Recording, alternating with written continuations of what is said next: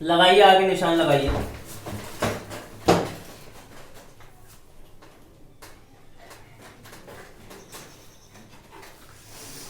मैथिली शरण गुप्त की रचना है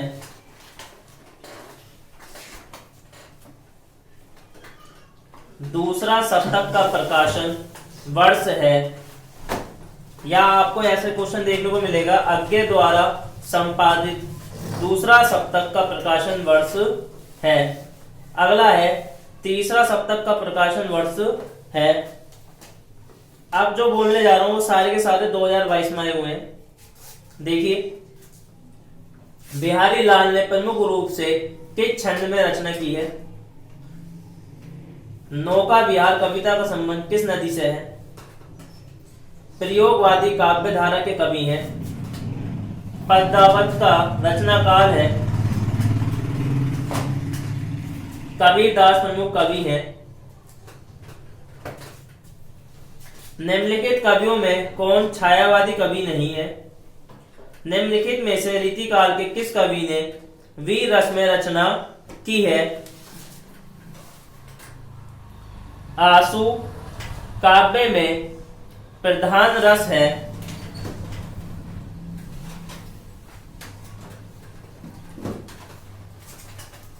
अगला, प्रिय प्रवास महाकाव्य के रचयिता हैं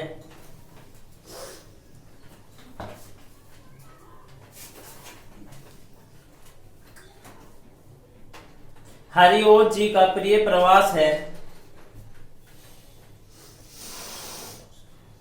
तार सप्तक का प्रकाशन वर्ष है। ये क्वेश्चन मैंने आपको दोबारा बोल दिया है, देखिए ये बहुत इंपॉर्टेंट है और ये आया हुआ है 9, 10, 11, 14, 13, 18, 16, 2020, यानी कि 9, 10, 11, 13, 14, 15, 16, 18 और 20 इन सभी सालों में आया हुआ है। बहुत इंपॉर्टेंट क्वेश्चन। अगला लगाइए, कितनी नावों में कितनी बार काव्य कृति काव्य संग्रह के रचनाकार हैं?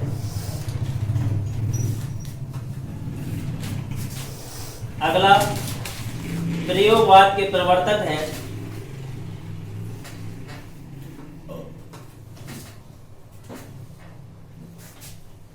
आज्ञे को किस काव्य कृति पर भारतीय ज्ञानपीठ पुरस्कार मिला था?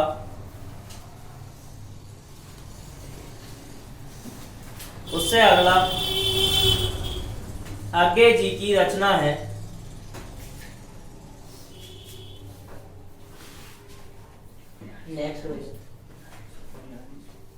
नेक्स्ट नए कविता युग की रचना है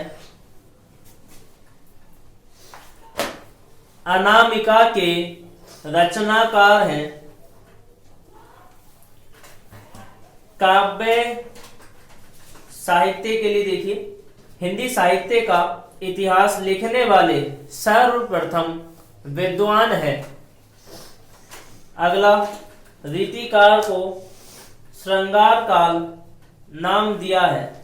रीतिकाल को श्रृंगार काल नाम दिया है। मलिक मोहम्मद जायसी को किस धारा का कवि माना गया है? हरिओत जी की कृति नहीं है। निम्नलिखित में से मैथिली शरण गुप्त की रचना है। हिमालय निम्नलिखित में से किसकी काव्य कृति है? रस कलश किसकी रचना है? निम्नलिखित में से जयशंकर की काव्य कृति नहीं है। सुमित्रा नंदन पंत को सोवियत लैंड नेहरू पुरस्कार किस कृति पर मिला था? निम्नलिखित में से सच्चिदानंद हीरानंद वासन्य का काव्य संकलन है। निम्नलिखित में से कौन सा ग्रंथ भक्ति काल का है? हिरोशिमा कविता के रचनाकार हैं रामधारी सिंह दिनकर की रचना है। देखिए, 17, 20 और 22 में आया हुआ है, क्वेश्चन इंपोर्टेंट है। इसके अलावा आंगन के पार द्वार रचना है। दिनकर को ज्ञानपीठ पुरस्कार मिला। कवि हरिओत का रस है और कौन सी रचना आगे की नहीं है। ये सारे इंपॉर्टेंट है। इसी के साथ जो है चैप्टर 2 भी हमारा क्लोज होता है, जो कि हिंदी काव्य साहित्य का विकास था। ये आपके ऑब्जेक्टिव हो गए। अब हम आपको जो है नेक्स्ट टॉपिक जो होगा हमारा वो होगा चैप्टर 3 गद्यांशों पर आधारित प्रश्नोत्तर। मेरे साथ जुड़े रहे। अब आपको मैं सिर्फ पॉइंट टू पॉइंट बात करूंगा, क्योंकि अब तक तो ऑब्जेक्टिव था, आपको ही पता है कि उसमें थोड़ा बहुत तो ऊपर नीचे होता रहता है, लेकिन अब जो बताया जाएगा 100% आएगा। वीडियो में बने रहे और फटाफट टिक लगाएं और याद करें। बात करेंगे चैप्टर 3 के गद्यांशों पर आधारित प्रश्नोत्तर। तो देखिए सबसे पहले बात करेंगे, फटाफट टिक लगाएं, जो कि हमारे इंपोर्टेंट क्वेश्चन है। राष्ट्र का स्वरूप में देखिए सबसे पहला है भूमि का निर्माण देवों ने किया डैश डैश डैश पल्लवित होगा। फिर दूसरा लगाएं धरती माता की कोख में जो अमूल्य निधियां भरी हैं, अतएव हमें उनका ज्ञान होना भी आवश्यक है। और आपको शॉर्ट में ऐसे देखने को मिलेगा धरती माता की डैश डैश डैश हो जाते हैं। तीसरा जो होगा हमारा वो होगा मातृभूमि पर निवास करने वाले मैं पृथ्वी का पुत्र हूं। मैं पृथ्वी का पुत्र है। आगे आ जाएं 6 पे, जन्म का प्रवाह अनंत होता है डैश जिनमें या जिसमें कर्म और श्रम के द्वारा उत्थान के अनेक घातों का निर्माण करना होता है।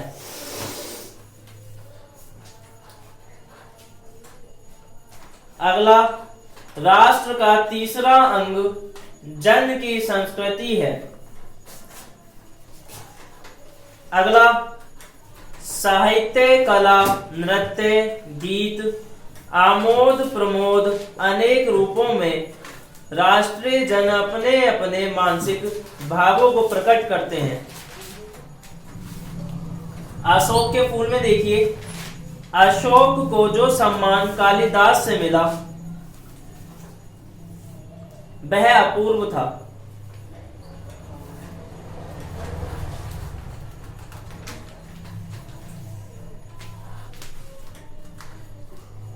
फोर्टीन वाला देखिए मुझे मानव जाति की दुर्गम निर्मम धारा के हजारों वर्ष का रूप साफ दिखाई दे रहा है।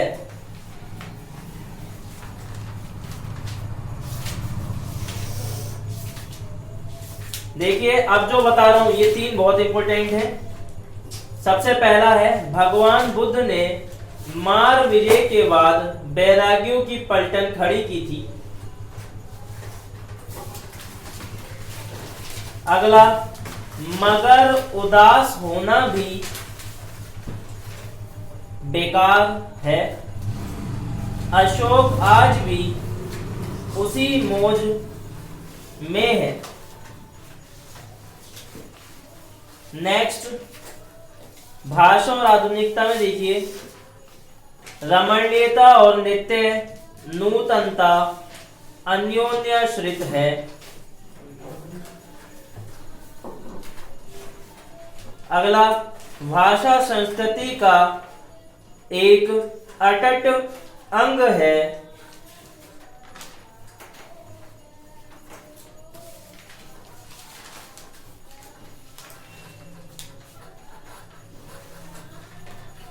उससे अगला देखिए 24 वाला मैं यह नहीं मानता कि समृद्धि और अध्यात्म एक दूसरे के विरोधी हैं। ये होता है हमारा चैप्टर 3 क्लोज। अब हम बात करेंगे चैप्टर 4 की पद्यांशों पर आधारित प्रश्नोत्तर। तो देखिए सबसे पहले देखिए अयोध्या सिंह उपाध्याय हरिओत का पवन दूती का यानी कि मेरे प्यारे नव जलद से कंज से नेत्र वाले, टिक लगाइए। अगला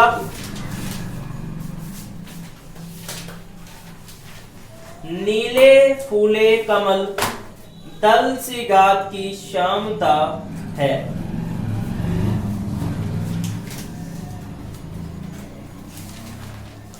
अब देखिए मैथिली शरण गुप्त का कौन सा इंपोर्टेंट है। दुर्बलता का ही चिन्ह विशेष शपथ है। अगला देखिए ये, और जो मैं बता रहा हूं अब आपको बताने जा रहा हूं, ये बहुत ही इंपॉर्टेंट है, वेरी वेरी इंपॉर्टेंट। जल पंजर गत अब अरे अधीर अभागे। फिर से बोल रहा हूं, जल पंजर गत अब अरे अधीर अभागे, ये बहुत इंपॉर्टेंट है।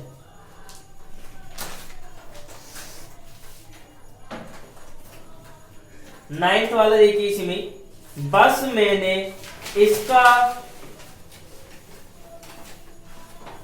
ब्रह्म मात्र ही देखा, दृढ़ हृदय न देखा। जयशंकर प्रसाद में आ जाइए, उसमें देखिए नील परिधान बीच सुकुमार, वेरी इंपॉर्टेंट। अगला 14 वाला देखिए, तपस्वी क्यों इतने हो क्लांत, कभी मत इसको जाओ भूल। ये इसका लास्ट था।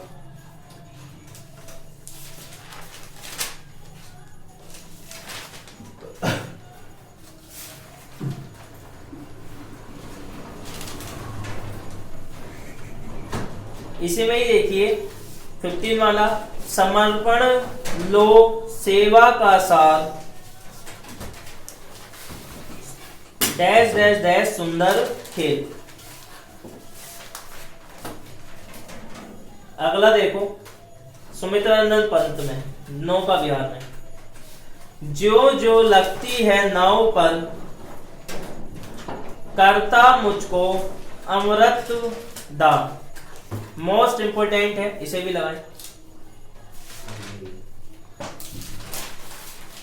अगला देखें, देखिए बापू के प्रति तो क्वेश्चन आता ही है, तो इसमें देखिए, तुम मांसहीन तुम रक्तहीन डैश डैश डैश तुमको प्रणाम, तुमको प्रणाम। उससे अगला भी देखिए, ये 2009, 13, 18 और 2022 में आया हुआ है। सुख भोग खोजने आते सब, तुमने मानवता का सरोज। महादेवी वर्मा में आ जाइए, और देखिए इसमें गीत 2 में, गीत 2, पंथ होने दो अपरिचित, पंथ होने दो अपरिचित, प्राण रहने दो अकेला, सत विद्युतों में दीप खेला। गीत 3 देखिए, मैं नीर भरी दुख की बदली, पलकों में निर्झरी मछली। दोनों ही इंपोर्टेंट है, दोनों को लगाएं। इसी में फटाफट लगाइए। 30 वाला, 30 वाला, यह है मनुज ब्राह्मण का सबसे सुरम्य प्रकाश, डैश मानव भी वही। अगला, सावधान मनुष्य, यदि विज्ञान है तलवार, काट लेगा अंग कोमा, तीखी है बड़ी है धार। अगला देखिए,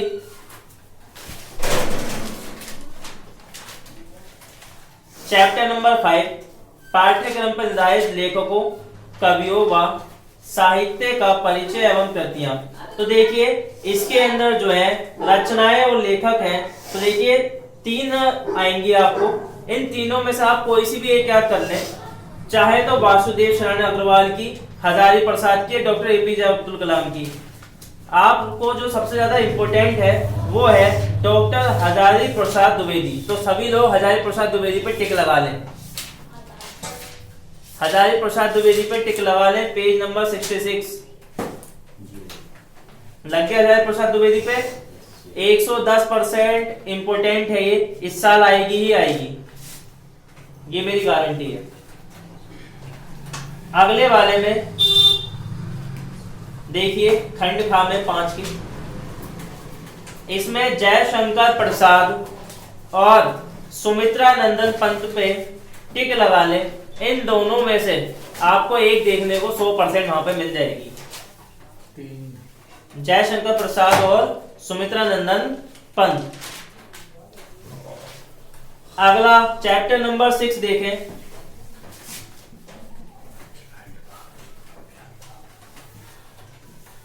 पंच लाइट पे टिक लगा ले, पंच लाइट पे टिक लगा ले और बहादुर, ये भी 110% इंपोर्टेंट है।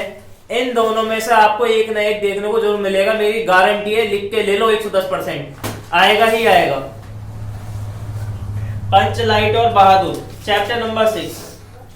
चैप्टर नंबर 7, निर्धारित खंड काव्य की कथा वस्तु एवं प्रमुख पात्रों का चरित्र चित्रण कीजिए। देखिए मैं आपको सलाह दूंगा कि इसमें सबसे पहले आप जो है मुक्ति यज्ञ 2014, 15, 16, 17, 18, 19, 20 और 22 और गारंटी है 23 में भी आपको देखने को जरूर मिलेगा। इसीलिए इसी प्रकार से हमारा जो है 50 अंक का जो खंड का था वो कंप्लीट होता है। और मेरी गारंटी है दोस्तों, आपने अगर सारी वीडियो देखी हो तो चैनल को लाइक करें, शेयर करें, सब्सक्राइब करें। और मेरी गारंटी है 16 तारीख को आपको जितने भी मैंने बताए 110% आपको देखने को जरूर मिलेंगे। एग्जाम आपको पता ही है 16 तारीख को है आपका, तो इसके लिए सेक्शन बी जो कि खंड खा है उसके लिए आपको 100% टॉप मोस्ट क्वेश्चन यहाँ पे मिलने वाले हैं, जो आपको यूपी बोर्ड में एग्जाम के दिन देखने को मिल जाएंगे। मेरे साथ बने रहे और टिक लगाए, जो जो इंपोर्टेंट है मैं आपको बताऊंगा। और मेरी गारंटी है कि आपको उन्हीं क्वेश्चनों में से आपको यूपी बोर्ड में देखने को मिलेंगे जिस दिन आपका एग्जाम होगा। पिछले साल का हमारा जो बेस्ट स्कोर रहा था वो 100 में से 98 रहा था, यानी कि हमारे जो स्टूडेंट के नंबर टॉप मोस्ट आए थे वो 98 आए थे। तो देखिए अब बात करते हैं, सबसे पहले चैप्टर 8 खोल लें, पेज नंबर 87, सभी लोग खोल लें 87 पेज नंबर खोल लिया ठीक। देखो सबसे पहले लगाओ आत्मज्ञ एवं सर्वज्ञ वाले पे, जिसमें है यथे लो उठाओ, आ गई क्या?